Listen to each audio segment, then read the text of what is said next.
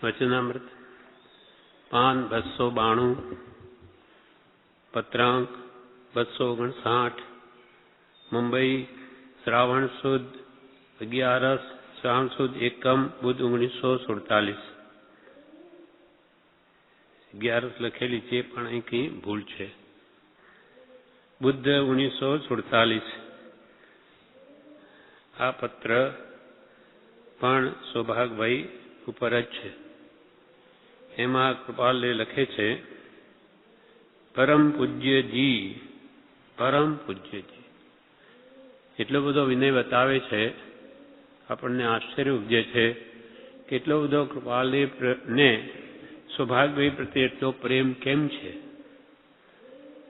પરમ પૂજ્યજી, આપનો કાગળે કાલે કેશવલાલે આપ્યો, જેમાં નિરંતર સમાગમ રહેવામાં ઈશ્વર ઈચ્છા કેમ નહીં હોય એ વિગત જણાવી છે. આપનો કાગળ કાલે મળ્યો છે, એમાં આમ આપે લખ્યું, સૌભાગભાઈને કહે છે કે નિરંતર સમાગમ રહેવામાં ઈશ્વર ઈચ્છા કેમ નહીં હોય એ વિગત જણાવી છે. તો એવા આપણા કેવા કર્મ છે કે નિરંતર આપણે સાથે નથી રહી શકતા. સત્સંગનો વિયોગ કેમ છે? કેમ કે કૃપાલે કે આ કાળમાં કોઈ બીજો એવો પુરુષ નથી મળી શકતો કે જેના સાથે અમે કંઈક તત્વ ચર્ચા કરીએ. એક સૌભાગભાઈ દ્રષ્ટિગોચર થયા એટલે એમને ખૂબ એક અંતર શાંત થાય છે. જેમાં નિરંતર સમાગમ એવા ઈચ્છા ઈશ્વર ઈચ્છા કેમ નહીં હોય વિગત જણાવી છે.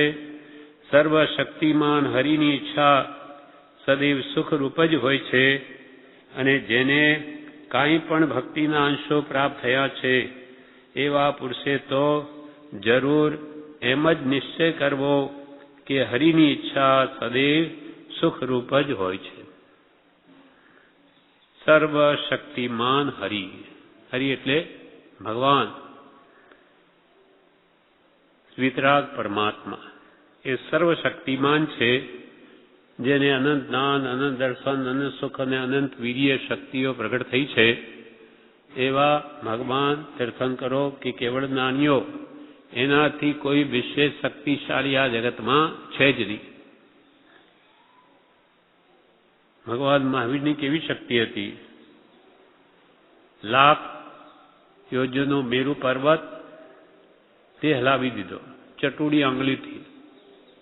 શું થયું કે ભગવાન જન્મ્યા છે, એમને મેરુ પર્વત પર નવડાવવા દેવો લઈ જાય છે. 1008 કળસા ભગવાન ઉપર નાખે. ઇન્દ્રને એવો મનમાં વિકલ્પ થયો, આટલા બધા કળસાઓ આ ભગવાન પર ઢળશે, બાળક છે તો એ કેવી રીતે સહન કરશે? પણ ભગવાન તો જન્મથી 3 જ્ઞાનના ધાતા, 3 જ્ઞાનના ધારક છે.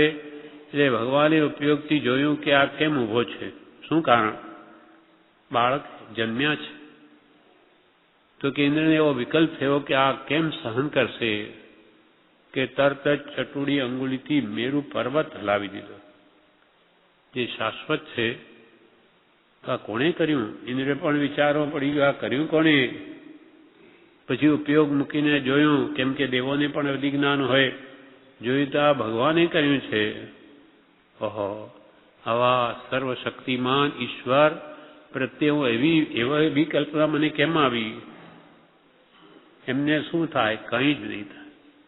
પછી 1008 કળસા ભગવાન પર ઢોળે છે. લાખો દેવો ઠેઠ ક્ષીર સમુદ્રથી હાર લગાવે, એકબીજાને કળશ આપતા આપતા ઠેઠ ભગવાન સુધી આવી પહોંચે. આવા સર્વશક્તિમાન હરિની ઈચ્છા એટલે ભગવાનની ઈચ્છા સદૈવ સુખરૂપ જ હોય છે. એટલે ભગવાન જે કરે તે યથાર્થ જ કરે છે, યોગ્ય જ કરે છે. અહીંયા હરિની એટલે આપણે શું સમજવું? પ્રારબ્ધ. કંઈ ભગવાન કંઈ કરવા ના આવે, એ તો મોક્ષમાં બિરાજે છે, અથવા તીર્થંકર રૂપે હોય કે કેવડી રૂપે હોય ત્યારે પોતાના સ્વરૂપમાં રમે છે. એ કોઈ બીજા બાહ્ય વિકલ્પો હોય જ નહીં. એમને નિર્વિકલ્પ દશા પ્રગટ થઈ, પણ એ લખવાની શૈલી છે. એટલે હરિ એટલે આપણે સમજવું પ્રારબ્ધ, પોતાનું નસીબ, ભાગ્ય. જે પ્રમાણે પૂર્વે બંધ કર્યા છે તે જ ઉદયમાં આવે છે. એને હરિ નામથી કૃપા લખે હરિ ઈચ્છા. એટલે જે બી પ્રારબ્ધની ઈચ્છા, જેવા કર્મ બાંધ્યા તે પ્રમાણે એને સુખરૂપ જ માનવા. એટલે કૃપા લખે જે થાય તે યોગ્ય જ માનવામાં, જે થાય તે યોગ્ય જ માનવામાં. સુખ આવો કે દુઃખ આવો આપણું જ બાંધેલું છે, કંઈ ભગવાને કર્યું છે? ભગવાન તો દયાળુ છે, એ તો સર્વત્ર એની તો દયા જ વર્તે છે. એટલે સર્વમાન્ય ધર્મમાં શું કહ્યું? વાક્યો ભાષણ માં ભગવાન, ધર્મ ન બીજો દયા સમાન. ધર્મ ન બીજો દયા સમાન. દયા ધર્મનું મૂળ है. तुलसी दया ने छोड़िए जब लग घट में प्राण. दया धर्म का मूल है और पाप मूल अभिमान. तुलसी दया न छोड़िए जब लग घट में प्राण. आज भगवान महावीर ने तो मूળ ધર્મ જ દયાના બેસ ઉપર છે. દયા જે ધર્મનું મૂળ છે. અહિંસા પરમો ધર્મ. એટલે આપણો ધર્મ કેવો? કેવલી પ્રરૂપિત ધર્મ. રોજે આપણે 3 તત્વને નમસ્કાર કરીએ છીએ દેવવંદનમાં. દેવેશુ દેવોશુ નિરંજનો મેં. આ વ્યવહાર સમકી છે. આપણા દેવ કોણ? દેવેશુ દેવોશુ. દેવો તો ઘણા છે જગતમાં, પણ મારા દેવ કોણ? દેવેશુ દેવોશુ નિરંજનો મેં. નિરંજન, જેનામાં કર્મરૂપી કાલીમાનો અનંતાંશ પણ નથી. નિરંજન. અંજન આપણે આંજીએ કાળું આંખમાં, એમ કર્મરૂપી કાલીમાનો એક અંશ પણ જેનામાં નથી, તેવા વીતરાગ પરમાત્મા એ જ મારા દેવ તત્વ છે. નિરંજનો મેં. મેં એટલે મારા. દેવેશુ દેવોસ્તુ નિરંજનો મેં. અને મારા ગુરુ કોણ? ગુરુર ગુરુ સ્વસ્તુ દમી શમી મેં. ગુરુઓ જગતમાં ઘણા, પણ મારા કયા ગુરુ? તો કે ગુરુ ગુરુ ગુરુમાં મારા ગુરુ તો દેવેશુ દેવોશુ નિરંજનો મેં. ગુરુ ગુરુ સ્વસ્તુ દમી અને શમી મેં. ઇન્દ્રિયોનું જેને દમન કરી લીધું, 5 ઇન્દ્રિયો જેને વશ છે, એવા દમી જ્ઞાની પુરુષ એ જ મારા ગુરુ છે. ઇન્દ્રિયોનું દમન કરે, ઇન્દ્રિયોને જીતે તેવા ગુરુ તે દમી. અને શમી કોણ? જેના કશાયો સમાઈ ગયા છે. ક્રોધ, માન, માયા, લોભ, અંતાન બની પ્રત્યાખ્યાની જેના મટી ગયા, એવા શમી કશાયનું પણ જેને સમજ થઈ ગયું, એ મારા ગુરુ છે. નિર્ગ્રંથ ગુરુ, જેની મિથ્યાત્વની ગ્રંથિ ગળી ગઈ, તે મારા ગુરુ છે. ગુરુ તો બીજા ઘણા છે, મારા ગુરુ તો એ જ કે જે ઇન્દ્રિયોને જેને જીતી લીધી, કશાયોને જેને હણી નાખ્યા, તે જ મારા ગુરુ. અને ધર્મ મારો કયો? ગુરુર ગુરુ સ્વસ્તુ દમી શમી મેં. ધર્મેશુ ધર્મોસ્તુ. ધર્મ જગતમાં ઘણા 6 દર્શન છે. મારો ધર્મ કયો? ધર્મેશુ ધર્મોસ્તુ દયા પરો મેં. પરો એટલે જે ધર્મમાં દયા સર્વથી શ્રેષ્ઠ છે, એ જ મારો ધર્મ છે. તે કોણે બોધ્યો? ભગવાન તીર્થંકરોએ. વર્તમાનમાં ભગવાન મહાવીરનું શાસન ચાલે તો એ દયા મૂળ ધર્મની સંપૂર્ણ વ્યાખ્યા ભગવાન વિતરાગે જ કરી છે. બીજામાં કોઈને કોઈ એમાં દોષ આવે જ.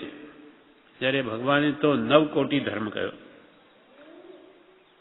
મનથી કરવું નહીં, કરાવવું નહીં, હિંસા. વચનથી કંઈ એવો વાણી ન બોલું કે જેના મનમાં દુઃખ થાય. વાણીથી પણ કરવું નહીં, કરાવવું નહીં, અનુમોદવું નહીં. અને કાયાથી પણ કરવું નહીં, કરાવવું નહીં ને અનુમોદવું નહીં. 9 કોટી શુદ્ધ ધર્મ ભગવાને બોધ્યો. ભગવાન તો એમ કે આ માર શબ્દ જ ન જોઈએ. મારવાની તો વાત દૂર રહી, મોઢાથી માર શબ્દ પણ ન બોલો. ડિક્શનરીમાં જ નહીં જોઈએ. ડિક્શનરીમાં જ માર શબ્દ ન જોઈએ. એટલે ભગવાનની તો કેટલી અનંતી દયા છે.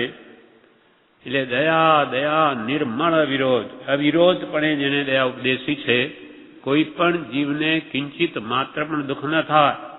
પછી એકેન્દ્રિય હોય, બેન્દ્રિય હોય, તેન્દ્રિય હોય, ચોરેન્દ્રિય હોય કે પંચેન્દ્રિય હોય, એવો ભગવાનનો અદ્ભુત ધર્મ છે. તો એવા ઈશ્વર એ તો કોઈનું કંઈ કરતા જ નથી, એ તો સદૈવ સ્વરૂપમાં રમે છે અનંત સુખમાં. પણ એમને જે ઉપદેશ્યો છે એવો ધર્મ તે આપણી રક્ષા કરે છે. એ ધર્મમાં એમ કહ્યું કે તમારા કર્મ પ્રમાણે જે ઉદય આવે એને સમભાવે ભોગવો.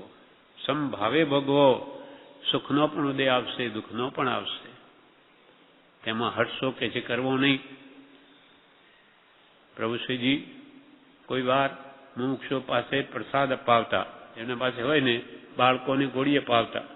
એને સદધર્મ પ્રેમ આવે, પ્રભુશ્રી પાસે આવે.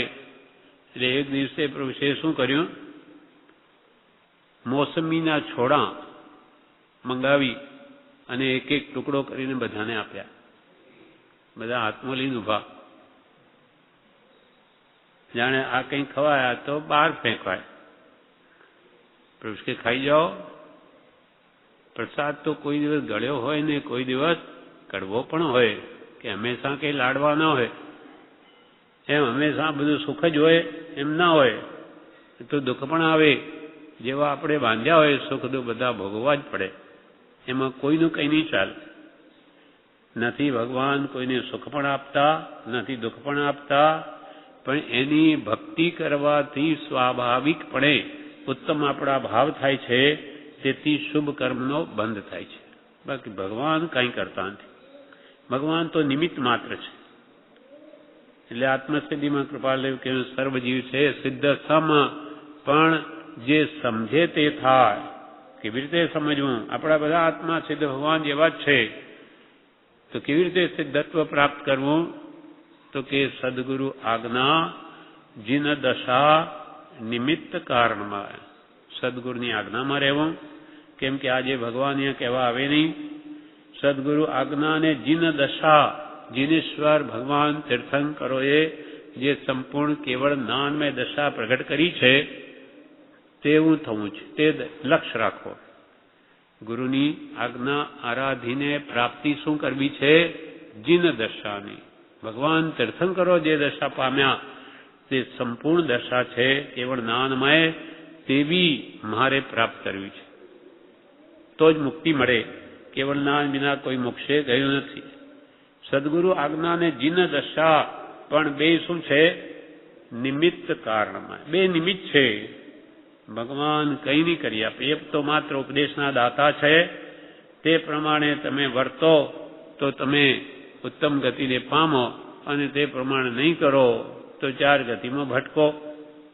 નાની શું કરે? મારી કુટેને કોઈને સમજાવી નથી શકતા. એ તો માત્ર ઉપદેશના દાતા છે. એટલે સર્વશક્તિમાન હરિની ઈચ્છા સદૈવ સુખરૂપ જ હોય છે. ભલે એ દુઃખ રૂપે હોય કે સુખ રૂપે હોય, બધું એને વધાવી લેવું. કેમ કે આપણા જ બાંધેલા કર્મ છે. અને જેને કાંઈ પણ ભક્તિના અંશો પ્રાપ્ત થયા છે, જેને કાંઈ પણ ભક્તિનો અંશ, આપણને ભક્તિનો અંશ પ્રગટ્યો કે છે કે નહીં? પ્રગટ્યો હોય તો શું કરવું?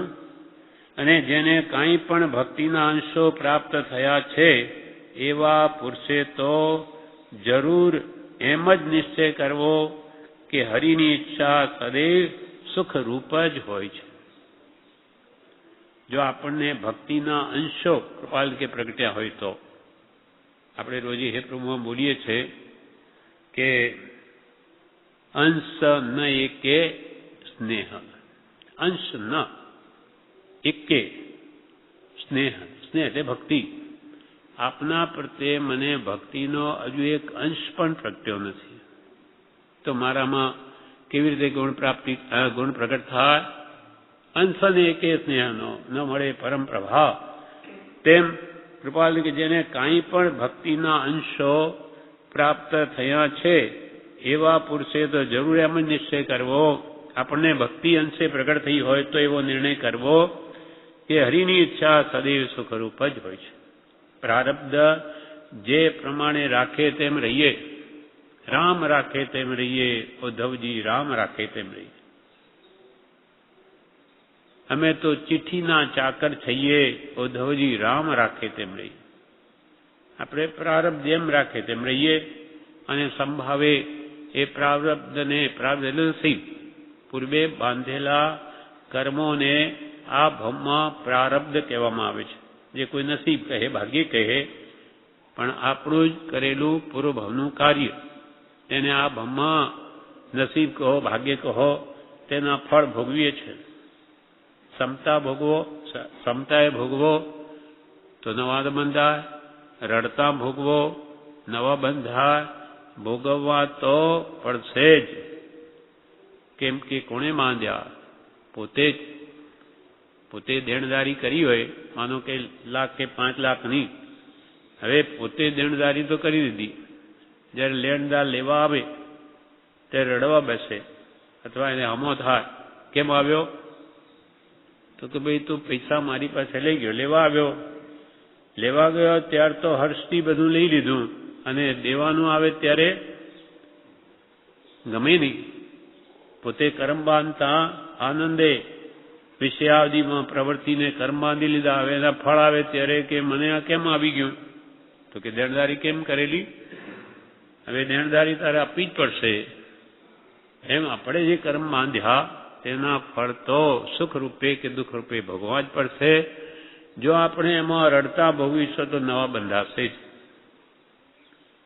એટલે બ્રહ્મચારીજીએ પ્રજ્ઞાબોધમાં કહ્યું છે, કાયર થઈ હિંમત ના હારો, દરિયન કર્મ ઉદય ટળશે. કાયર થઈ અને તમે હિંમત હારી બેસશો તેથી કંઈ કર્મો દયા ખાવાના નથી. કાયર થઈ હિંમત ના હારો, ડરે ન કર્મ ઉદય ટળશે. અવસર આ ધીરજ ધરવાનો, શુરવીર થાતા જય મળશે. અવસર આ ધીરજ ધરવાનો છે. ઉદય આવી ગયા, ઉદયાવલીમાં બેઠા. એ પૂર્વે ઉદયાવલીમાં નહીં આવે ત્યાં સુધી એ કર્મોનું સંક્રમણ અપકર્ષણ કરી શકાય, એની માત્રા ઘટાડી શકાય જ્ઞાન ધ્યાનથી. પણ એકવાર એ કર્મ ઉદયાવલીમાં પેસી ગયો પછી તો એ ભોગવવું જ પડે. એટલે કે તમે કાયર થઈને હિંમત હારશો તો એને કઈ દયા ના આવે કર્મને, એ તો જડ છે. કાયર થઈ હિંમત ના હારો, ડરીને કર્મ ઉદય ટળશે. અવસર આ ધીરજ ધરવાનો, સુરવીર થાતા જય મળશે. જો તમે સુરવીર પણ એ કર્મોને ભોગવી લેશો તો જય મળશે. એટલે કે એ કર્મ ગયું, પાછું ઉદયમાં ન આવે, નવા ન બંધાય.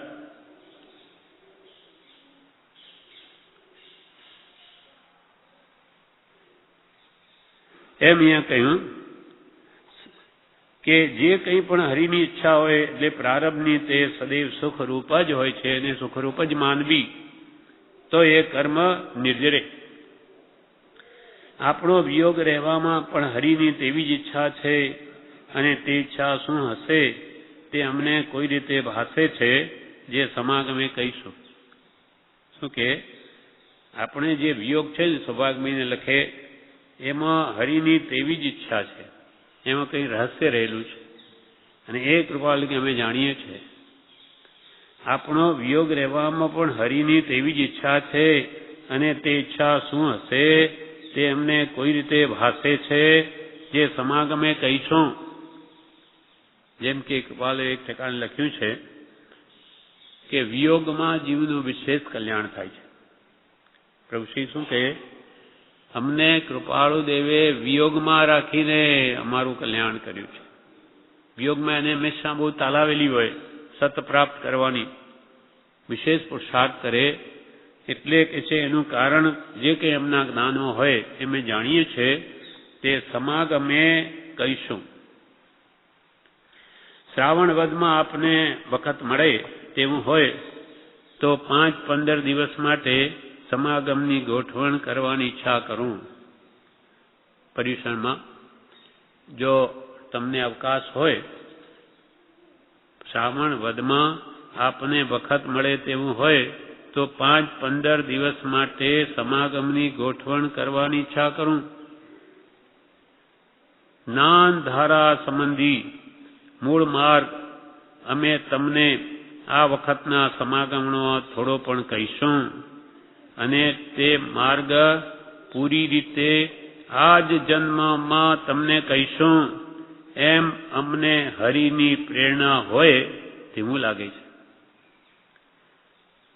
જ્ઞાન ધારા એટલે આત્મજ્ઞાન પામવાની ધારા, એટલે એનું સિક્વન્સ કેવી રીતે છે, પહેલા કેવી રીતે એમ કરતા કરતા આત્મજ્ઞાનની પ્રાપ્તિ કરવી, એ જ્ઞાન ધારા સંબંધી મૂળ માર્ગ ભગવાન મહાવીરે જે કહ્યો તે મૂળ માર્ગ, દિનેશ્વરે કહ્યો તે મૂળ માર્ગ કાવ્યમાં પણ કૃપાલદેવે પ્રકાશ્યો છે. મૂળ માર્ગ સાંભળો જીનનો રે. કૃપાલદેવ પોતાનું ઘરનું નથી કહેતા, જીનેશ્વર ભગવાને જે મૂળ માર્ગ, વાસ્તવિક માર્ગ જે કહ્યો છે તે તમને કહીશું. મૂળ માર્ગ સાંભળો જીનનો રે. કેવી રીતે સાંભળો? કરી વૃત્તિ અખંડ સન્મુખ મૂળ માર્ગ સાંભળો જીનનો રે. કરી વૃત્તિને અખંડ સન્મુખ કરીને સાંભળો, એટલે કે બધા વિકલ્પો મૂકી દઈ સંસારના અને અમે જે કહીએ તે સાંભળો. શું કહીએ છે? કરી વૃત્તિ અખંડ સન્મુખ મૂળ માર્ગ સાંભળો જીનનો રે. નોય પૂજા દીની જો કામના રે. કે ભાઈ અમે તમને માર્ગ કહીશું એટલે તમે અમારી પૂજા કરશો, અમને માન આપશો, એવી મારી કોઈ ઈચ્છા નથી. પૂજા આદિ કોઈ પણ વસ્તુની એમને ઈચ્છા નથી. નોય પૂજા દીની જો કામના રે. નોય વહાલું અંતર ભવ દુઃખ મૂળ માર્ગ સાંભળો જીનનો રે. અમને ભવનું દુઃખ પણ અંતરથી વાલું નથી કે તમને ખોટે માર્ગે ચઢાવી દઈએ એટલે તમે રજડો અને એના ફળમાં અમે ભટકીએ. કેમ કે ખોટો માર્ગ બતાવનાર હોય તો એ બતાવનારની ભટકવું જ પડે. જેમ કે પ્રેક્ટિકલ જોઈએ તો ખંભાતમાં અંબાલા ડુંગરસિંહ ભાઈને કૃપાલે કહ્યું કે અમને માર્ગ બતાવો, અંબાલાભાઈને ઘરે જવાનો. હા કે લઈ જાઉં. એક વાર જોયેલું. હવે તો પાછા ગળીઓ બધી આ ગળીમાં લઈ જાય, આ ગળીમાં લઈ જાય, આમ ભટકાવે. કૃપાલયને ભટકાવ્યા, બીજા મુમુક્ષો સાથે એ ભટક્યા અને ડુંગરસિંહભાઈએ ભટક્યા. ભટકાવે તો પોતે ભટક્યા. પછી અંબાલાભાઈ સાથે હતા, એમને કહ્યું કે તમે લઈ જાઓ તમારા ઘરે. તરત જ બાજુમાં જતું. પણ અમને એવું ભવદુઃખ વાલું નથી કે તમને ભગવાન મહાવીરે કયા એથી બીજો માર્ગ બતાવીએ કે જેથી તમે ભટકો ને અમે ભટકીએ, એવું અમને ભવદુઃખ વાલું નથી. અમે છૂટવા માંગીએ છીએ. માત્ર નિષ્કારણ કરુણાથી ભગવાન મહાવીરનો મૂળ માર્ગ તમને બતાવીએ છે. નોય પૂજા દીની જો કામના રે. નોય વહાલું અંતર ભવ દુઃખ મૂળ માર્ગ સાંભળો જીનનો રે. પછી એ સમ્યક દર્શન, પહેલા સમ્યક જ્ઞાન, સમ્યક દર્શન, સમ્યક ચારિત્રનો માર્ગ બતાવે. એ મૂળ માર્ગ સંક્ષેપમાં કૃપાળદેવે આપણને બતાવ્યો છે કે ભગવાન મહાવીર કોને સમ્યક જ્ઞાન કહે છે, કોને સમ્યક દર્શન કહે છે, કોને સમ્યક ચારિત્ર કહે છે. અને સમ્યક દર્શન જ્ઞાન ચારિત્રાણી મોક્ષ માર્ગ. તો શ્રાવણ વધમાં નહીં, જ્ઞાન ધારા સંબંધી મૂળ માર્ગ, વાસ્તવિક ભગવાને શું કહ્યું તે માર્ગ અમે તમને આ વખતના સમાગમમાં થોડો પણ કહીશું. અને તે માર્ગ પૂરી રીતે આ જ જન્મ તમને કહીશું એમ અમને હરિની પ્રેરણા હોય તેવું લાગે છે. વાલે કે તમને પહેલા થોડો બતાવીશું, પછી જેમ જેમ યોગ્યતા વધશે તેમ સંપૂર્ણ માર્ગદર્શન અમે આપીશું. જે એમણે આપ્યું છેલ્લે સાયલા એમને ઘરે જઈ 10 દિવસ ઈડર લઈ જઈ અને જે એમને બોધ આપ્યો છે અને છે જે છેલ્લી અદભુત દશા એમની થઈ કે કેવળ નામ પ્રગટશે તો કહીશ, પૂર્ણ ઠેઠ સુધી પહોંચાડી દીધા. અને તે માર્ગ પૂરી રીતે આ જન્મ તમને કહીશું એમ અમને હરિની પ્રેરણા હોય તેવું લાગે છે. તમે અમારા માટે જન્મ ધર્યો હશે એમ લાગે છે. શા માટે એટલું બધું કહેતા હશે? કેમ કે એ નિમિત્તે એમને જે ઉપકાર થયો છે તો ઉપકારી કો નહીં વિસરીએ એ ધર્મ અધિકાર, એટલે અલ્પ માત્ર ગુણને પહાડ જેવો કરે. નાની પુરુષો ને કોઈએ થોડો બી ઉપકાર કર્યો હોય તો એને તો કરે પહાડ જેવો, અને પોતાના અલ્પ દોષને પહાડ જેવો કરે. આવી સહજ એમની કેટલી ગુણગ્રાહી દશા છે. તમે અમારા માટે જન્મ્યો હશે ધર્યો હશે એમ લાગે છે. એનું કારણ 824 પાન ઉપર કૃપાલય જણાવે છે,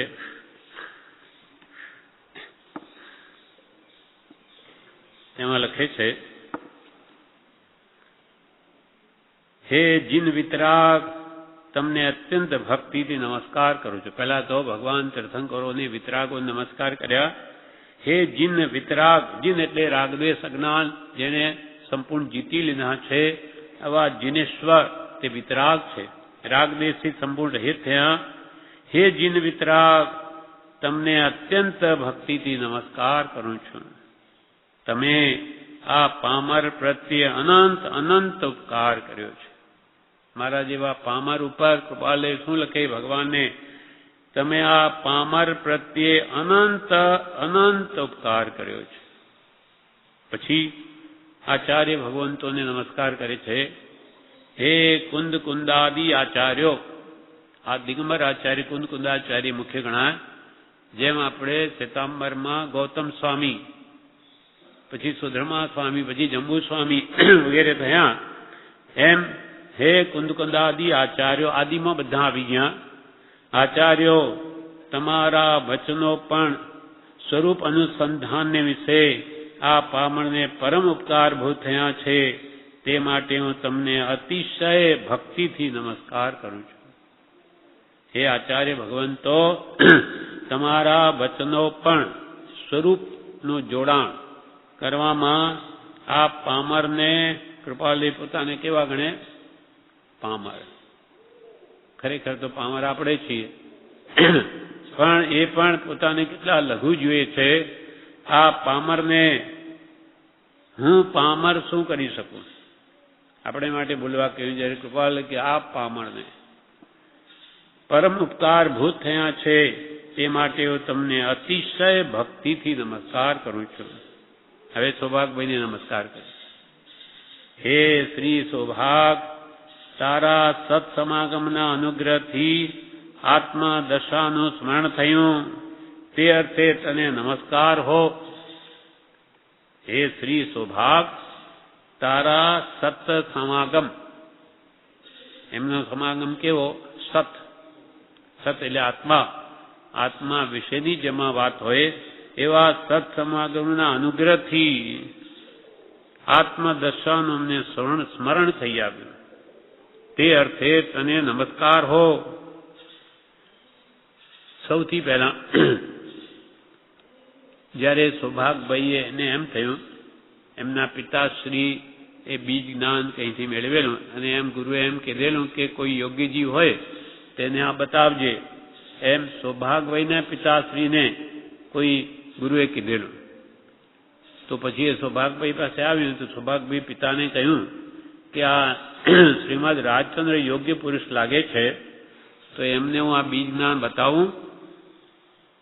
તો કે ભલે. ત્યારે કૃપાળ દેવને બીજ જ્ઞાન આપવા જાય છે. કૃપાળદેવના જ્ઞાનથી બહાર નથી, એટલે એમને એ જ બીજ જ્ઞાન જે એમ કહેવા માંગે છે એ કાપલીમાં લખી અને ટેબલના ખાનામાં મૂકી દીધું. સૌભાગભાઈ આવી રહ્યા છે. એ જેવા આવ્યા, બેઠા, જેવા આવીને એમને નમસ્કાર કર્યા કે કૃપાલદેવને એકદમ સમાધિ લાગી ગઈ. સ્વરૂપમાં સ્થિત થઈ ગયા ધ્યાનમાં. કોણ જાણે તે વખતે એવું નિમિત્ત શું બન્યું કે એકદમ એ કહે છે કે તે વખતે બીજનાન વખતે નમસ્કાર કર્યા ત્યારે પોતે એકદમ ધ્યાનસ્થ થઈ ગયા. પછી જેવા ધ્યાનથી ઉઠ્યા ત્યારે સૌભાગભાઈને એમ કે પેલા ખાનામાંથી કાપલી કાઢો. આ કાઢીને જોયું, અરે હું જે બીજ જ્ઞાન એમને આપવા આવું છું એ તો એ જ મને બતાવે છે. હવે આ પુરુષને શું કહેવું? એમ આ પહેલો સમાગમ થયો. પણ એમના નિમિત્તે ફરી બી જે કંઈ પણ એમને વિશેષ ભાવોલ્લાસ આવે છે તેથી એમનો બહુ જ ઉપકાર માને છે. તમે અમારા માટે જન્મ ધર્યો હશે એમ લાગે છે. તમે અમારા અથાગ ઉપકારી છો. અથાગ ઉપકારી, અમાપ ઉપકારી. કેમ કે આત્મ સ્વરૂપમાં આપનાથી સ્થિરતા થઈ અને બીજા ઠેકાણે તો એમ કહ્યું કે તમે છદમસ્ત હો અને અમે કેવળ જ્ઞાન પામીએ તો પણ અમે તમને નમસ્કાર કરીશું. એટલે તમે અમારા અથાગ ઉપકારી છો. તમે અમને અમારી ઈચ્છાનું સુખ આપ્યું છે. કઈ ઈચ્છા? સત્સંગની ઈચ્છા. સત્સંગ કોની સાથે કરવો એવી નિરંતર કામના હોવા છતાં કઈ ઈચ્છા પૂર્ણ પડતી નહોતી. તે સૌભાગભાઈ મળવાથી પૂર્ણ થઈ. એટલે તમે અમારી ઈચ્છાનું સુખ આપ્યું છે. તે માટે નમસ્કાર સિવાય બીજું શું બદલો વાળીએ? નમસ્કાર સિવાય બીજું શું બદલો વાળીએ? પણ અમને લાગે છે, છતાં કૃપાલય કે પણ અમને લાગે છે કે અમારે હાથે હરિ તમને પરાભક્તિ અપાવશે, હરિના સ્વરૂપનું જ્ઞાન કરાવશે અને એ જ અમે મોટો ભાગ્યોદય માનીશું. તમે અમારા ઉપકારી છો એટલે તમને નમસ્કાર છે. પણ અમને લાગે છે કે અમારા હાથે હરિ તમને પરાભક્તિ અપાવશે. આત્મા અને પરમાત્માનું એક રૂપ થઈ જવું તે પરાભક્તિની છેવટની હદ છે. તો અમને એમ લાગે છે, પોતાના જ્ઞાન વડે એમ જણાય છે કે અમારા હાથે ભગવાન તમને પરાભક્તિ અપાવશે. એટલે કે તમને પણ પરમાત્માના સ્વરૂપનું વેદન કરાવશે. અમારા નિમિત્તે હરિના સ્વરૂપનું જ્ઞાન કરાવશે. પહેલા કે પરાભક્તિ કરાવશે, અપાવશે. પરાભક્તિ શું? તો કે આત્મા ને પરમાત્માને એક રૂપ થઈ જવું. પછી પાછો એને જ ખુલાસો કરે, હરિના સ્વરૂપનું જ્ઞાન કરાવશે અને એ જ અમે મોટો ભાગ્યોદય માનીશું. તમારા ઉપકારને નો બદલો વાળવાનું એક મહાન નિમિત્ત માનીશું, મહાન પુણ્યોદય માનીશું કે તમે અમારા પર ઉપકાર કર્યો તો અમે પણ જાણે એનો બદલો વાળ્યો. એમ કરીને અમારા નિમિત્તે તમને પરમાત્મા હરિના સ્વરૂપનું જ્ઞાન કરાવશે. સ્વરૂપ જ્ઞાન. અમારું ચિત્ત તો હવે પોતાની દશા કહે છે, અમારું ચિત્ત તો બહુ હરિમય રહે છે. હરિ એટલે પરમાત્મા. અમારું ચિત્ત તો બહુ હરિમય રહે છે. એટલે કે અમે પરમાત્મા સ્વરૂપમાં જ રમીએ છીએ, એમાં જ અમારો વાસ છે. અમારું ચિત્ત તો બહુ હરિમય રહે છે, પણ સંગ બધા કલયુગના રહ્યા છે. શું કરીએ? અંતરમાં સા વિતરાગતા અને બહાર આવો સંગ સંસારનો.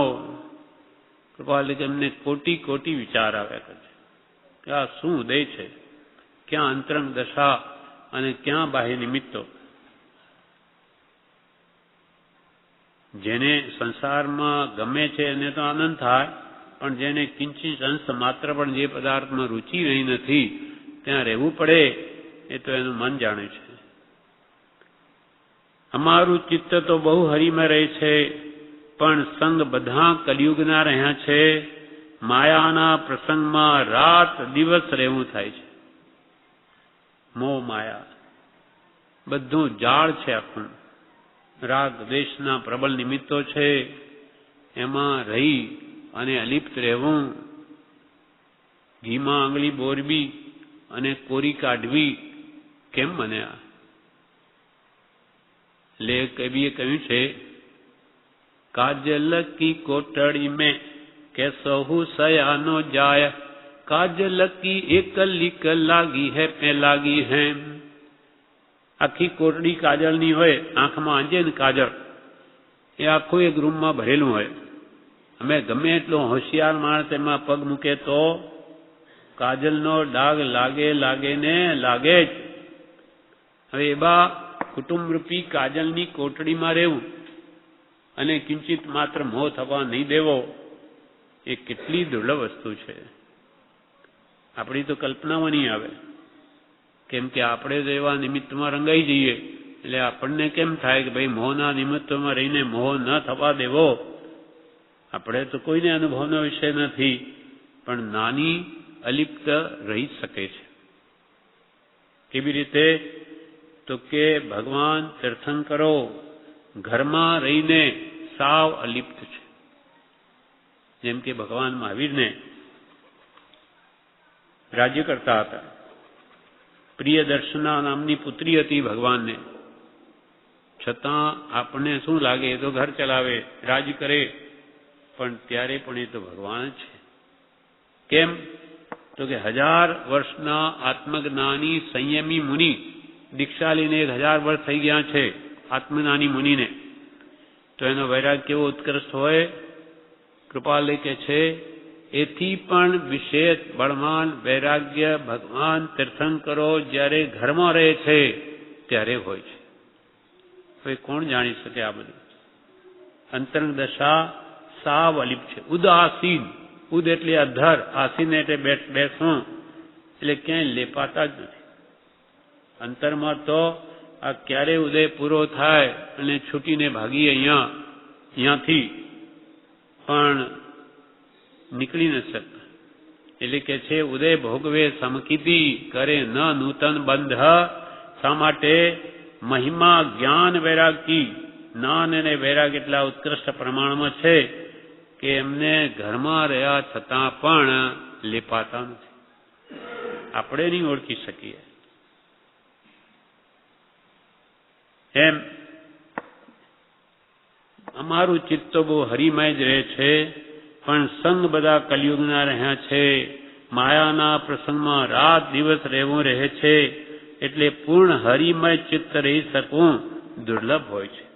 આત્મસ્થિરતામાં નિરંતર રહે, પણ આ બધા વ્યવહારના પ્રસંગો હોય એટલે ધ્યાનને તોડી નાખે, સ્થિરતા રહેવા ન દે.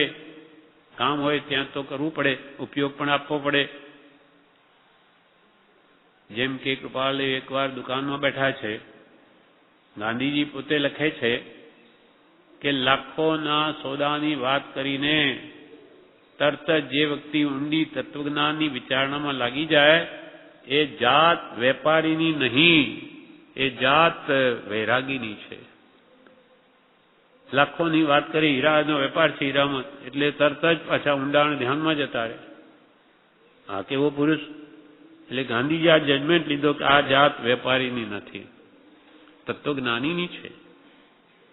અને એકવાર ધ્યાનમાં બેઠા છે દુકાનમાં જ, અને મુનિ મેં કે કંઈ કાગળના નમૂના બતાવવા માંડ્યા કે આનું સાહેબ શું કરવું.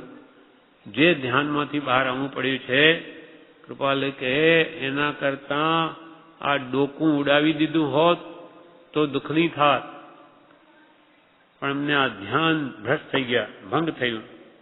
એટલું બધું સુખ નિર્વિકલ્પતાનું જ્ઞાનીઓ સ્વરૂપમાં અનુભવે છે, એટલે બહાર આવવા જ નથી માંગતા. એટલે અહીંયા કહ્યું, અમારું ચિત્ત તો બહુ હરિમય રહે છે, પણ સંગ બધા કલયુગના છે. માયાના પ્રસંગમાં રાત દિવસ રહેવું રહે છે, એટલે પૂર્ણ હરિમય ચિત્ત, પૂર્ણ પરમાર્થ સ્વભાવમાં ચિત્ત રહી શકવું દુર્લભ હોય છે. અને ત્યાં સુધી અમારા ચિત્તને ઉદ્વેગ મળશે નહીં. ઉદ્વેગ એટલે ખેદ. જ્યાં સુધી અમારો ઉદય આ ગ્રસ્તાવાસનો છે, ત્યાં સુધી અમને પૂર્ણ સંતોષ થવાનો નથી. ધ્યાનમાં વિઘ્ન આવવાના. બીજ જ્ઞાન આમ તો સમ્યક દર્શન છે, એનું બીજું એક રૂપ છે. બીજ જ્ઞાન એટલે સુધારસની ક્રિયા છે એમ પણ માનવામાં આવે છે. કેમ કે સુધારસ એક સ્થિરતાનું કારણ છે. ગળામાં ઉપર તાળવામાંથી નીકળે છે, અંદર જીભને લાંબી કરવામાં આવે, એ કરે તો એમાંથી એવો એક રસ ઝરે કે તેને ચિત્ત એકદમ સ્થિર થઈ જાય અને એમાં જીવ માની બેસે કે મને તો જ્ઞાન પ્રાપ્તિ થઈ ગઈ. પણ એવું નથી. જ્ઞાન વસ્તુ સાવ દુર્લભ છે, પણ એ સ્થિરતા લાવવામાં એક સહાયક કારણ ખરું. આત્મજ્ઞાન થયા પછી જે સ્થિરતા આવી શકે, આત્મામાં રહી શકે ખરેખર, અને 48 મિનિટ સુધી જો એક ધારું એ સ્થિરતા ટકી રહે તો કેવળ જ્ઞાન ઉપજે છે. અને એ જ 48 મિનિટ લાવવા માટે ભગવાન ઋષભદેવને દીક્ષા લઈને 1000 વર્ષ મહેનત કરી. 1000 વર્ષ. છઠ્ઠે પાંચમે ઝૂલ્યા, છઠ્ઠેથી ધ્યાન કરીને 7મા ગુણસ્થાન જાય, પાછા પડે, આમ ઝૂલાની જેમ 1000 વર્ષ મહેનત કરી ત્યારે 48 મિનિટ સ્થિરતા આવી અને કેવળ જ્ઞાન પ્રગટ્યું. અને એ જ કેવળ જ્ઞાન ભગવાન મહાવીરે 12.5 વર્ષમાં અત્યંત પુરુષાર્થ કરીને લીધું. ન ખાધું, ન પીધું, ન સૂતા, માત્ર મોહની કર્મને જ મારવાનો પુરુષાર્થ કર્યો. અને એ જ જ્ઞાન મલ્લીનાથ ભગવાને સવારમાં દીક્ષા અને સાંજે કેવળ જ્ઞાન. કર્મ ના પોટલા વધારે હોય તેટલા કાપવામાં વિશેષ સમય લાગે. બધાનું એક સરખું નથી હોતું. હા, એ આપણા દિગંબર સંપ્રદાયમાં એ સ્ત્રી અવતાર નથી માનતા. એ એમ કે છે કે આવા પુણ્યશાળી પુરુષો કોઈ દિવસ સ્ત્રી અવતાર લે નહીં, એમ દિગંબર મતની માન્યતા છે. જ્યારે શ્વેતાંબરની એવી માન્યતા છે કે સ્ત્રી રૂપે અવતર્યા, પણ એ આ કાળનું અછેરું છે, આવું કોઈ કાળે હોય નહીં, એમ શ્વેતાંબર માને. કે અત્યંત સૌથી વધારે પુણ્ય કોનું હોય? તીર્થંકરોનું. તો એ સ્ત્રી અવતાર ન લે. ઘણી પાપની રાશિઓ ઉદયમાં આવે ત્યારે સ્ત્રી અવતાર આવે છે. પણ આપણા શ્વેતાંબરમાં એમ કહેવાય છે કે પૂર્વે એમણે તપમાં માયા કરી લીધી. 6 મિત્રો હતા, એમને કે બસ મારે તો હવે પારણું કરી લઈશ એમ કરીને કરે નહીં ને તપ વધારે વધાર્યું. એટલે એ છે મિત્રો પણ રાજા રૂપે થયા છે અહીંયા જુદે જુદે, અને એને પણ એમના નિમિત્તે એ બુঝે છે. પણ એ માયાના કારણે સ્ત્રી અવતાર આવે છે. માયા કપટ કર્યું હોય તો એના ફળમાં સ્ત્રી અવતાર આવે. શ્વેતાંબરને એમ માનવું છે, પણ એ તો આ કાળનું અછેરું છે, બાકી એવું કદી હોય નહીં. જ્યારે દિગંબર કહે કે એવું કોઈ દિવસ હોય નહીં, થાય જ નહીં, જે હોય તે. ભગવાન તો સ્વસ્વરૂપમાં હતા, પોતાના શુદ્ધ સ્વરૂપમાં રમતા હતા. પછી એ સ્ત્રી અવતાર હોય તો શું અને પુરુષ અવતાર હોય તો શું. હવે કે છે ખંભાતવાસી યોગ્યતાવાળા જીવ છે એમ અમે જાણીએ છીએ. ખંભાતવાસી મુમુક્ષુ અંબાલાલભાઈ, છોટાભાઈ, ત્રિભુવનભાઈ એ બધા ખરા મુમુક્ષુ છે એમ અમે જાણીએ છીએ. ખંભાતવાસી યોગ્યતાવાળા જીવ છે અમે જાણીએ છીએ, પણ હરિની ઈચ્છા હજુ થોડો વિલંબ કરવાની દેખાય છે. હમણાંથી એમને એટલી હજુ થોડો ટાઈમ જોઈએ છે. સમય જશે ત્યારે એ ઘણી યોગ્યતા પામશે, જેમ કે અંબાલાલભાઈ પછી જ્ઞાન પામ્યા. પણ હરિની ઈચ્છા હજુ થોડો વિલંબ કરવાની દેખાય છે. આપે દોહરા વગેરે લખી મોકલ્યું તે સારું કર્યું. સૌભાગભાઈને કૃપાલે લખે છે કે આપે 20 દોહરા વગેરે એમને લખીને મોકલ્યા તે સારું કર્યું. અથવા કયા દોહરા ખબર નહીં, બીજા પણ કોઈ દોહરા લખીને મોકલ્યા હશે. અચ્છા,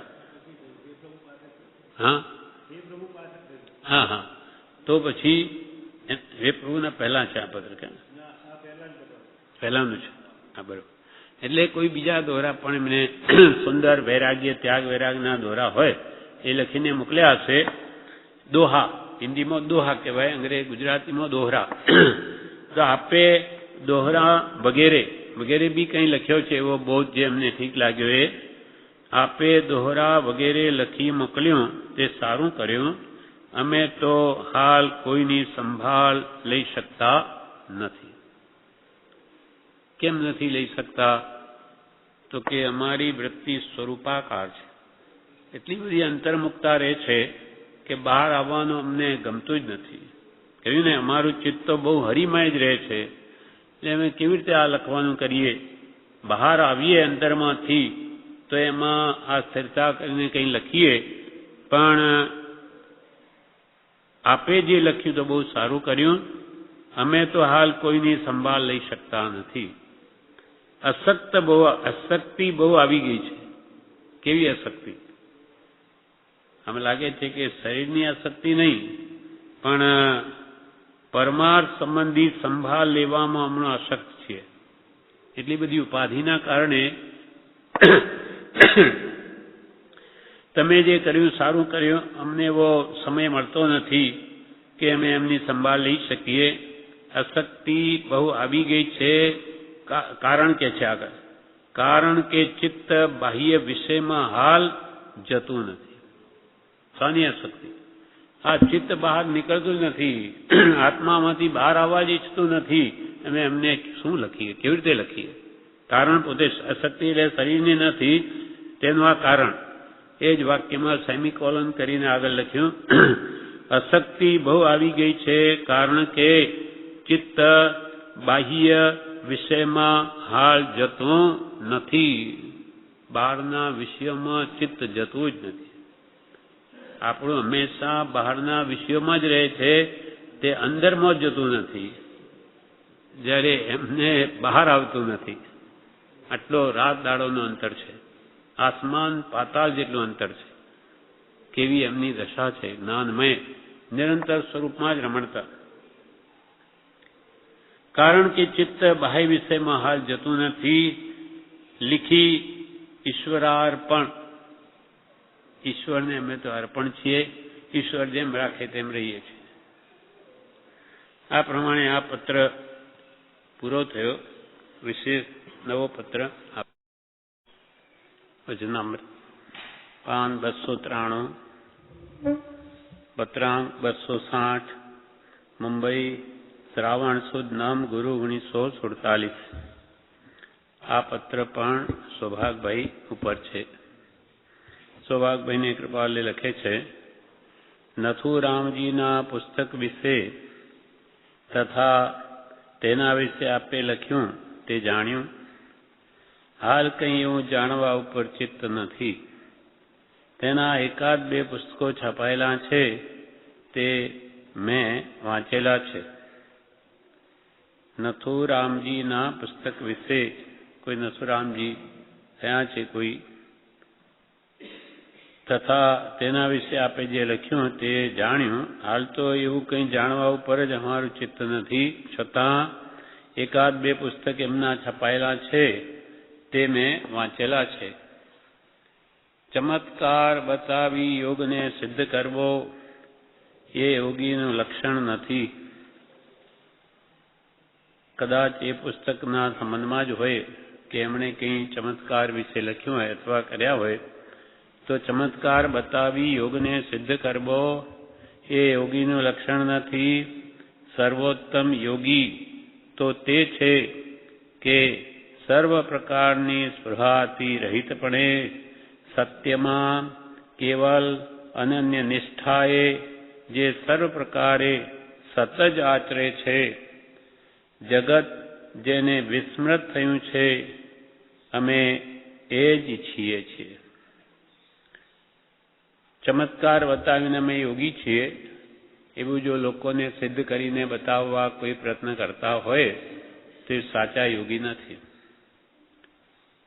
કે અમારે પાસે કેવા ચમત્કાર છે, એ જગતને દેખાડવા માટે છે. ભલે એને યોગ સાધનાથી કંઈક પ્રાપ્તિ થઈ હોય, લબ્ધિ, પણ એ કંઈ જગતને બતાવવાની ન હોય. જેમ કે પ્રભુ શ્રીજીને કૃપાલેવે શું કહેલું, મુનિઓ લબ્ધિ સિદ્ધિ પ્રગટ છે, પણ ઓળંગી જજો, એમાં પડશોમાં. તે પ્રભુ શ્રી શું કે અમે એને લાત મારીને કાઢી મૂકી છે. આપણને કંઈ પણ થોડી સિદ્ધિ પ્રાપ્ત હોય તો પહેલા જગતને બતાવીએ કે જો મારામાં કેવું છે. જ્યારે પ્રભુશ્રીની અનેક સિદ્ધિઓ છે તે આપણે એમના પ્રસંગોથી જોઈએ છે. અને જૂનાગઢમાં હતા ત્યારે એક પત્રમાં પોતે સ્પષ્ટ લખ્યું છે, સિદ્ધિઓ છે, પૂરો ભાવ જણાય છે, આનંદ આનંદ વર્તે છે, પણ એક જ શ્રદ્ધાથી, એ કૃપાળુ દેવની શ્રદ્ધાથી. એ પણ અમારું એમાં કંઈ નથી, એ બધી કૃપા કૃપાળુ દેવની છે. આ પૂરો ભાવ જણાય છે, આનંદ આનંદ વર્તે છે, પણ એક જ શ્રદ્ધાથી, એક એની શ્રદ્ધાથી છે. અમે તો પામર છીએ. એ બધી જે કંઈ પણ સિદ્ધિઓ છે તે કૃપાળુ દેવનું યોગબળ છે, એની કૃપાથી છે. પોતે તો સદા લઘુ જ રહ્યા છે. વળી શું કહે, આ વાત કોઈને જણાવવાની જરૂર નથી કે ભાઈ બીજાને જણાવજો કે એવું ભાવ નથી. જો પ્રભુશ્રીની કેવી પ્રાપ્તિ થઈ એ પણ જણાવવું નહીં. હા, રણછોડભાઈને લખ્યું. હા, તમારા સંતોષ ખાતર લખ્યું છે. એમણે કહ્યું તમને સંતોષ થાય અમારા પ્રત્યે બીજા વિકલ્પો હશે એટલા માટે લખ્યું છે. તમે કોઈ વિકલ્પ કરોમાં, અમે પરમાનંદમાં છીએ. એમ છતાં કોઈને જણાવવાની જરૂર નથી. ત્યારે ચમત્કાર બતાવી યોગને સિદ્ધ કરવો એ યોગીનું લક્ષણ નથી. સર્વોત્તમ યોગી તો તે છે કે જે સર્વ પ્રકારથી સ્પૃહાથી રહિતપણે સત્યમાં કેવલ અનન્ય નિષ્ઠાએ જે સર્વ પ્રકારે સત જ આચરે છે. જેમ કે કૃપાલદેવે પોતા વિશે કહ્યું, આખું જગત સોનાનું થાય તો પણ અમને તૃણવત છે, તણખલા બરાબર છે, ઘાસના તણા બરાબર. આપણને સોનાનું મહાત્મ્ય હોય, કિલો 2 કિલો 5 કિલો સોનું પકડાય, પેપરમાં કંઈ વાંચ્યું હોય તો આટલું બધું સોનું, એમ તો આખી દુનિયા સોનાની થઈ જાય તો પણ અમને તો તણખલા, અમને એનું કોઈ મહાત્મ્ય નથી. એમને તો રજનો કણ એટલે ધૂળનો કણ અને દેવલોકની રિદ્ધિ, જ્યાં હીરા માણેક મોતીના પલંગ વગેરે બધું કેટલું બધું હોય, અમને તો બંને સમાન ભાષે છે. કે એમને ભેદ ભાસતો જ નથી. રજ કણ કે રિદ્ધિ વૈમાનિક દેવની સર્વે માન્યા પુદ્ગલ એક સ્વભાવ જો અપૂર્વ અવસર એવો ક્યારે આવશે. એટલે જ કૃપાલે કે અમને તો આખું જગત સોનાનું થાય, અમારે કોઈ એની વેલ્યુ નથી, કોઈ કિંમત નથી.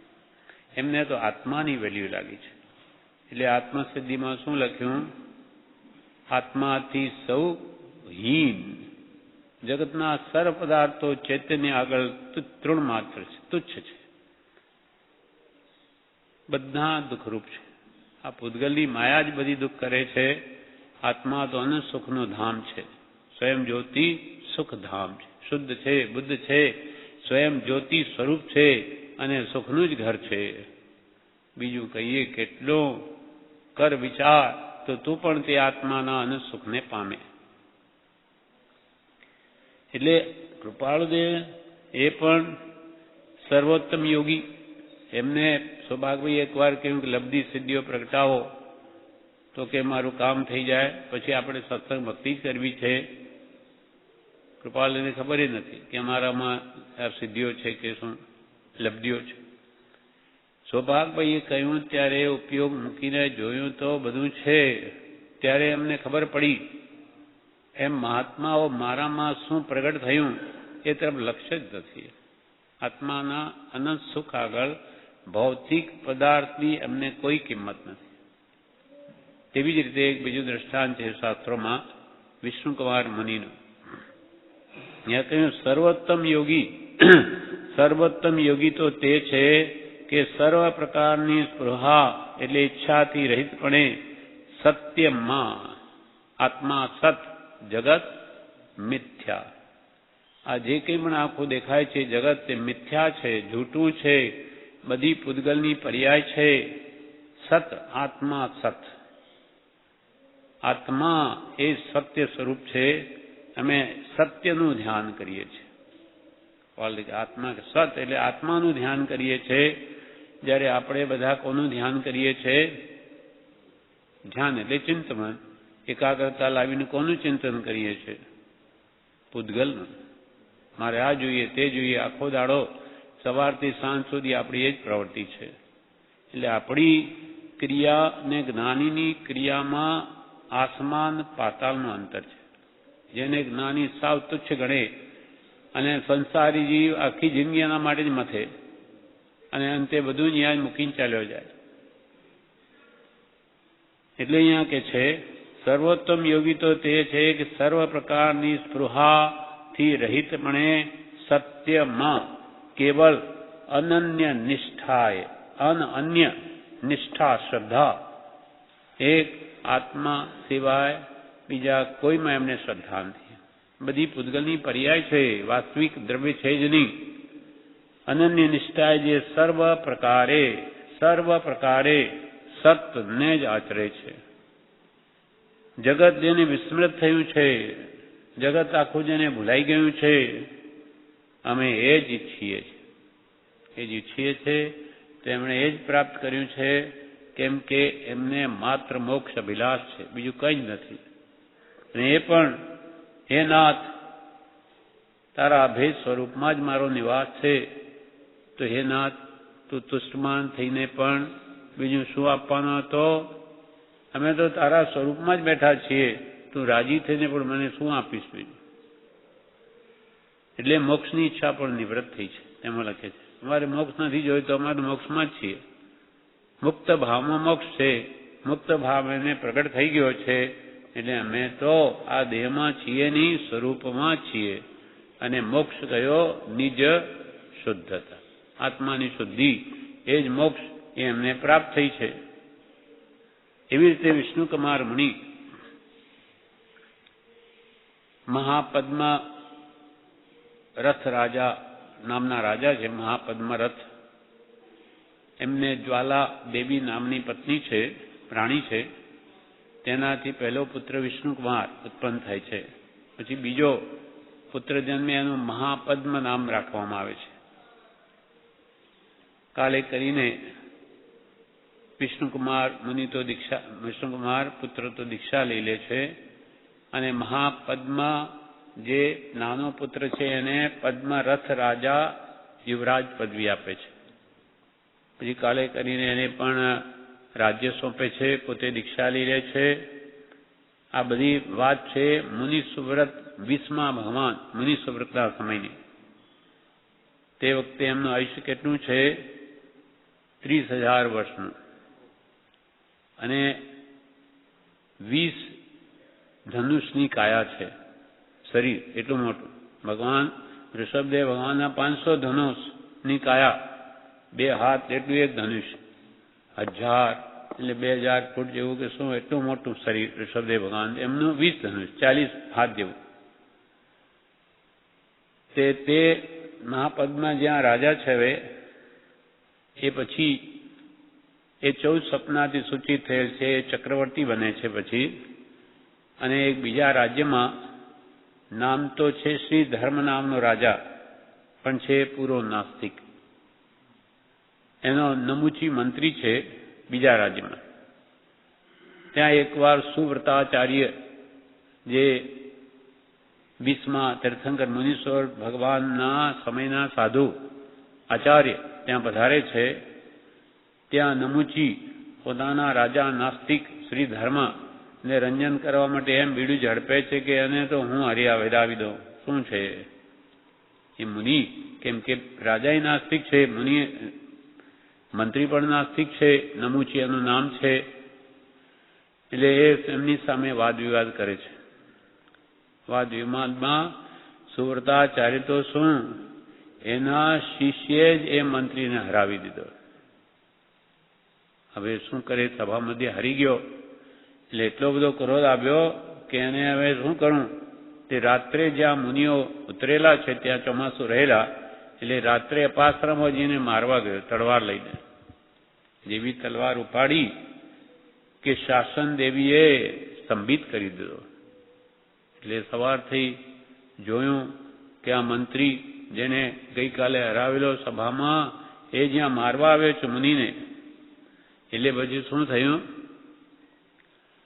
કે એને માફી માંગી, શાસન દેવીની માફી માંગી, રાજાની માફી માંગી, ત્યારે એને છોડી મૂક્યો. પણ અંતરમાંથી એનો એ દ્વેષ ભાવ ગયો નહીં. એટલે એ રાજ્ય છોડી અને હવે અહીંયા આ મહાપદ્મ રાજા, જે મહાપદ્મ નામનો, એના રાજ્યમાં આવીને રહ્યો છે. મંત્રી છે, હોશિયાર, ફરી અહીંયા મંત્રી બની ગયો. એક આ રાજાનો બીજો વૈરી હતો, જે જીતાતો નહોતો, ચેનસિંહ કરીને, એને મોકલ્યો તો એને જીતી લીધો. તો બોલ્યું, રાજાએ કહ્યું, ચક્રવર્તી છે પોતે, એને કહ્યું, બોલ શું વરદાન, વરદાન માંગ. તો કે હમણાં થાપણ રાખો, પછી માગીશ.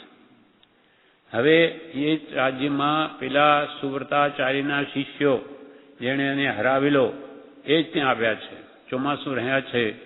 એટલે હવે નમુચી મંત્રીને થયું કે હવે અવસર છે, હવે આ વેર લઈ લો, મારી નાખો બધાને. એટલે રાજા, ચક્રવર્તી રાજાને કહ્યું, મહાપદ્મને, કે મને વરદાન આપો, જે આપની પાસે થાપણ છે. તો કે બોલો શું જોઈએ? તો કે 7 દિવસનું રાજ આપો, 7 દિવસનું ચક્રવર્તીનું રાજ્ય આપો.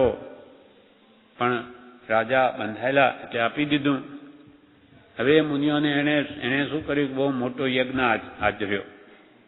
યજ્ઞ બધા ધર્મવાળા ચક્રવર્તીને, આને જે નમુચી મંત્રીએ રાજ્ય લીધું, એને યજ્ઞ આચર્યો. આજે રાજા છે, 7 દિવસ માટે બધા ધર્મવાળા દર્શન કરવા આવે. જૈન મુનિ કોઈ નહીં આવે. કોણ આવે યજ્ઞમાં? તે વખતે તો હિંસા પણ થતી, કોઈ આવ્યું નહીં.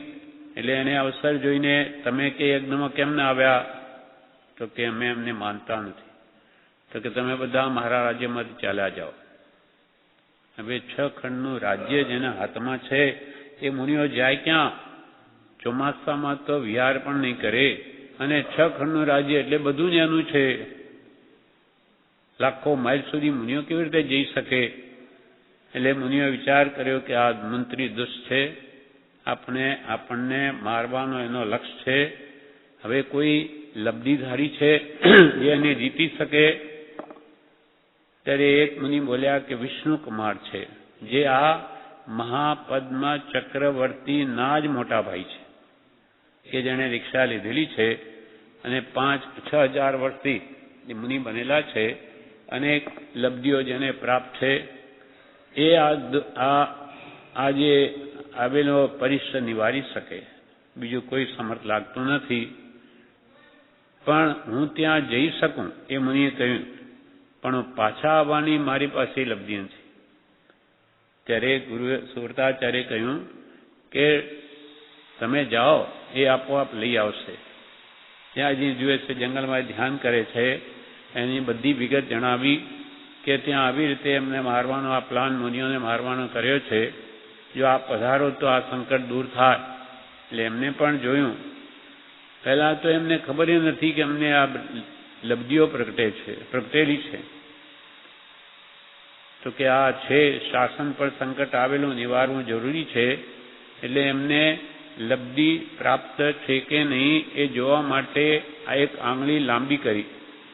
તો લાંબી થઈ તો ઠેઠ માનુષ્યોત્તર પર્વત સુધી અડીદ્વીપના છેડે પહોંચી. એટલે એમને થયું કે સિદ્ધિ તો પ્રાપ્ત છે.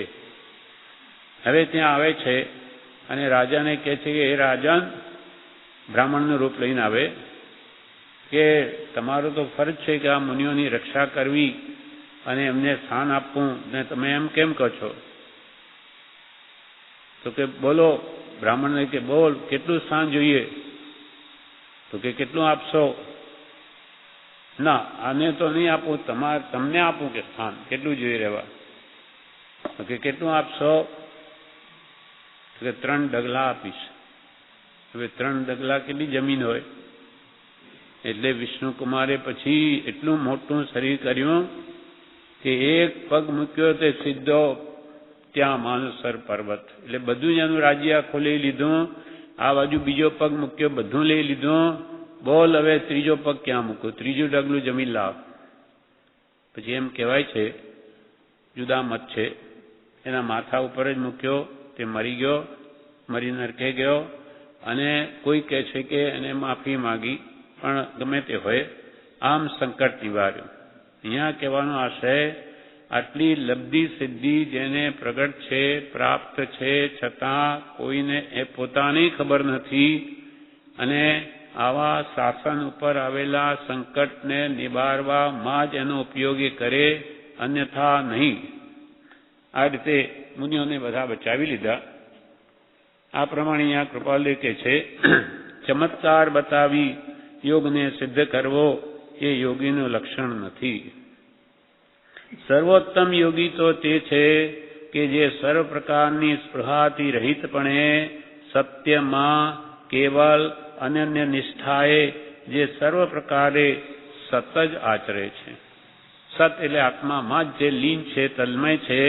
જગત જેને વિસ્મૃત થયું છે, જગત ભૂલાઈ ગયું છે, જેમ કૃપાલ કે ગમે તે જપ તપ ક્રિયા કે શાસ્ત્ર અધ્યયન કરીને પણ એક જ કાર્ય સિદ્ધ કરવાનું છે, તે એ કે જગતની વિસ્મૃતિ કરવી અને સતના ચરણમાં રહેવું. જગતને ભૂલી જવું તો જ નિર્વિકલ્પ દશા પ્રાપ્ત થાય અને સ્વરૂપમાં રમે. આવા મહાત્મા તે જ ખરા યોગી છે. બાકી પોતાને કંઈક લબ્ધિ પ્રાપ્ત થઈને જગતને બતાવતો ફરે તે યોગીનું લક્ષણ નથી. કેવલ અન્યની નિષ્ઠાએ જે સર્વ પ્રકારે સત જ આચરે છે, જગત જેને વિસ્મૃત થયું છે, અમે એ જ ઈચ્છીએ છીએ. કૃપાલે આ પત્ર 5 લીટીમાં છેલ્લી લીટીમાં શું કે અમે જ ઈચ્છીએ છીએ, તે જ એમને પ્રાપ્તિ થઈ છે. એના માટે જ કૃપાલયની પણ બધી સાધના છે, નિર્વિકલ્પ દશા મેળવવા માટે. કેમ કે 48 મિનિટ સુધી એથી વિશેષ એક સમય પણ જો નિર્વિકલ્પ દશા રહે તો કેવળ જ્ઞાન પ્રગટ થાય. આ પ્રમાણે આ સૌભાગભાઈને ઉપર લખેલો આ પત્ર પૂરો થયો, એનું વિવેચન નથી.